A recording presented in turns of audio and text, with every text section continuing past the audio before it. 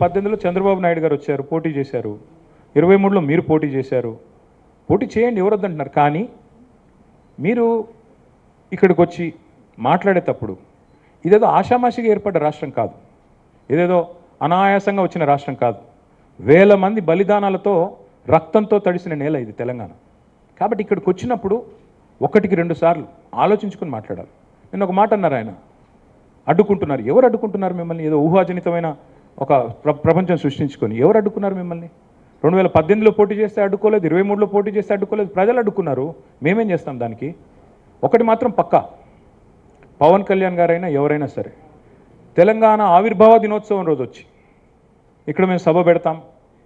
అది కూడా గతంలో నేను తెలంగాణ ఏర్పడ్డప్పుడు నాకు ఆ విభజించిన పద్ధతి నచ్చలేదు. ఒక ఆయన అంటాడు తల్లిని చంపి బిడ్డను బతికించారంటాడు, ఇంకొక ఆయన విభజించిన పద్ధతి నచ్చలేదు అంటాడు. ఇవన్నీ ఏంటంటే తెలుగు హైదరాబాదీ అల్ఫాజ్ మే బోల్నా అయితే గుమా ఫిరాకి బోల్నా బోల్తే ఇసుకో. నాకు ఇష్టం లేదు తెలంగాణ ఏర్పడని సీదా సీదా చెప్పక ఉల్టా పుల్టా మాటలు ఎందుకు? ఇది బాగలేదు, అది బాగలేదు.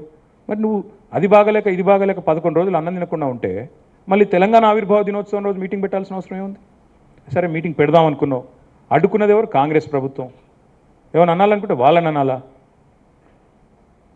కాబట్టి పవన్ కళ్యాణ్ గారైనా ఎవరైనా ఈ దేశంలో ఎక్కడైనా పోటీ చేయొచ్చు, మాకు అభ్యంతరం లేదు. పోటీ చేశారు కూడా కదా మీరు. 2023 में भी आप बहुत करे. మీ అయ్యా జాగీరా.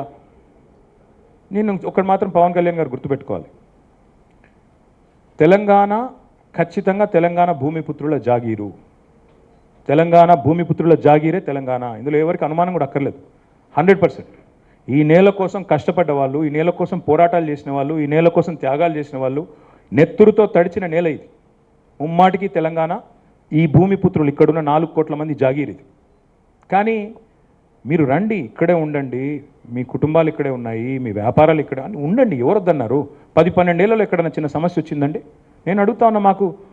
మా దృక్పథం ఎట్లాంటిది అంటే, వైజాగ్ స్టీల్ ప్లాంట్ను ప్రైవేటీకరిస్తున్నారు మోడీ ప్రభుత్వం అంటే మేము మద్దతు పలికాం. తప్పు ఇది మీరు చేస్తుంది, పబ్లిక్ సెక్టర్ అండర్టేకింగ్స్ని కాపాడాలని రిక్వెస్ట్ చేశాం. That is our philosophy. ప్రాంతాలుగా విడిపోయినా ప్రజలుగా కలిసి ఉండాలని కోరుకున్నాం.